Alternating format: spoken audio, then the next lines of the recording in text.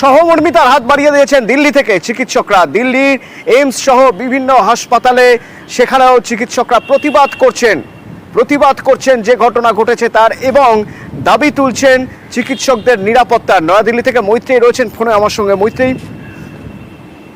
খুব আর্যকর medical college হাসপাতালে যে ঘটনা ঘটেছে সেই ঘটনার প্রবল প্রতিবাদ এই মুহূর্তে এবং সফদরজং হাসপাতালে যারা রেসিডেন্ট ডক্টরস অ্যাসোসিয়েশন রয়েছে তাদের তরফ থেকে শোনা যাচ্ছে যে যেভাবে একজন মহিলা রেসিডেন্ট তিনি কর্মক্ষেত্রে কাজ করার সময় তিনি ধর্ষিতা এবং খুন হলেন, এবং সেই ঘটনার তীব্র প্রতিবাদ তারা জানিয়েছেন এবং একই সঙ্গে দোষীদের অবিলম্বে শাস্তির দাবি তারা তুলেছেন। অতনু, ধন্যবাদ।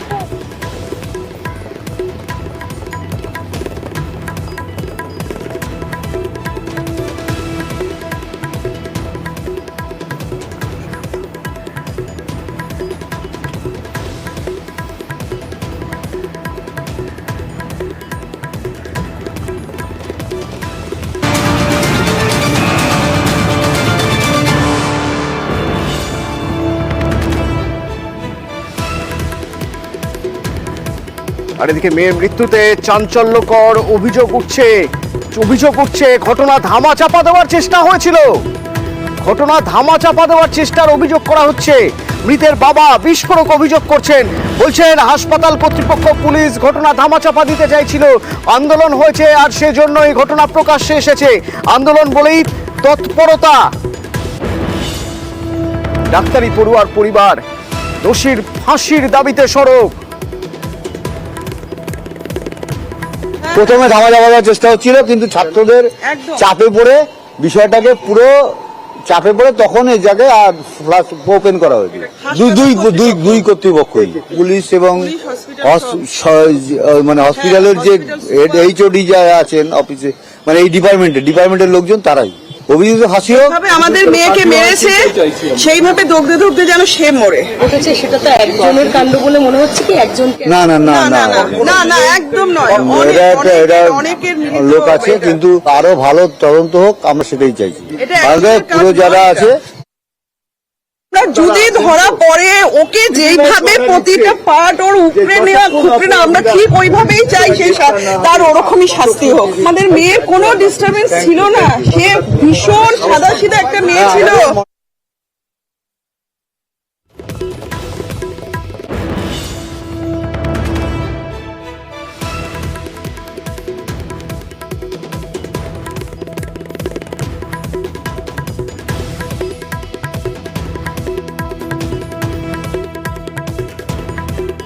সাগর দত্ত মেডিকেল কলেজ হাসপাতালে সেখানেও চিকিৎসকরা তারা প্রতিবাদ জানাচ্ছেন, বিক্ষোভ দেখাচ্ছেন, কর্মবিরতির কথা বলছেন।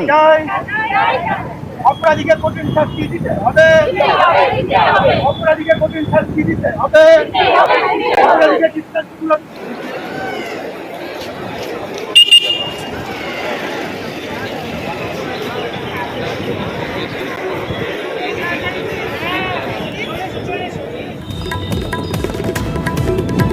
এখান থেকে রয়েছেন আমার প্রতিনিধি সুবীর। কি অবস্থা ওখানে? দেখো, কর্মবিরতি শুরু হয়েছে সাগর দত্ত হাসপাতালে, এবং সাগর দত্ত হাসপাতালে যারা চিকিৎসক রয়েছেন তারা কিন্তু কাজ বন্ধ রেখে তারা প্রতিবাদ জানাচ্ছেন, এবং তাদের একটাই কথা যে এই যে মহিলা যারা রয়েছেন মহিলাদের নিরাপত্তা দিতে হবে। মহিলা বলেই বারবার এই ধরনের ঘটনাগুলো ঘটছে, এবং হাসপাতালে মহিলা যারা চিকিৎসক রয়েছেন তাদের নিরাপত্তার পাশাপাশি হাসপাতালে যে নিরাপত্তার ব্যবস্থা সেটা চালু করতে হবে এবং সুনিশ্চিত করতে হবে, সেই দাবি তুলে কিন্তু বিক্ষোভ দেখাচ্ছেন, প্রতিবাদ জানাচ্ছেন। তোমাকে জানিয়ে রাখি, ওপিডি অর্থাৎ আউটডোর কিন্তু বন্ধ রয়েছে, তারা প্রতিবাদ জানাচ্ছেন, কিন্তু জরুরি বিভাগ যেটা রয়েছে ইমার্জেন্সি সেটা কিন্তু চালু আছে। এবং তারা যেটা বলছেন যে যতক্ষণ না পর্যন্ত হাসপাতাল কর্তৃপক্ষ তাদের তারা এই যে আতঙ্কিত যারা এই যে তারা একটা ব্যবস্থা করতে হবে বলছেন, নিরাপত্তা ব্যবস্থা, সেটা নিয়ে কিন্তু তারা দাবি জানাচ্ছেন। যতক্ষণ না পর্যন্ত হাসপাতাল কর্তৃপক্ষ তাদের দাবি না মেটান ততক্ষণ কিন্তু তারা এইভাবেই তারা আন্দোলন চালিয়ে যাবেন, এমনটাও জানাচ্ছেন চিকিৎসকরা। সুবীর, আরো একটা বিষয় তোমাকে একটু জানতে চাইবো, ওই ডাক্তারি ছাত্রের পাড়া প্রতিবেশীর মানুষ তারাও রাগে ফুঁসছেন, ক্ষোভে ফুঁসছেন, কি বলছেন তারা? দেখো, পুলিশের নামে একটা অভিযোগ তুলছেন এলাকার বাসিন্দা থেকে শুরু করে যে ডাক্তারি ছাত্রী অর্থাৎ তার বাড়ির লোকজন, তারা যেটা বলছেন যে পুলিশ এই মৃতদেহ নিয়ে গিয়ে সৎকর করে দেয়, শ্মশানে নিয়ে গিয়ে পুড়িয়ে দেওয়া হয়। সেই জায়গা থেকে কিন্তু তাদের বাড়ির লোককে সেখানে কোনোরকম ভাবে নিয়ে যাওয়া হয় না, এবং সেই জায়গা থেকে পুলিশ কিন্তু তাদের মৃতদেহ নিয়ে যায়।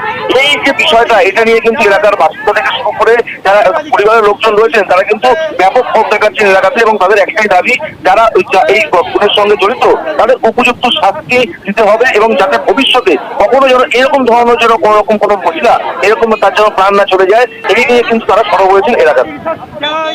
ধন্যবাদ।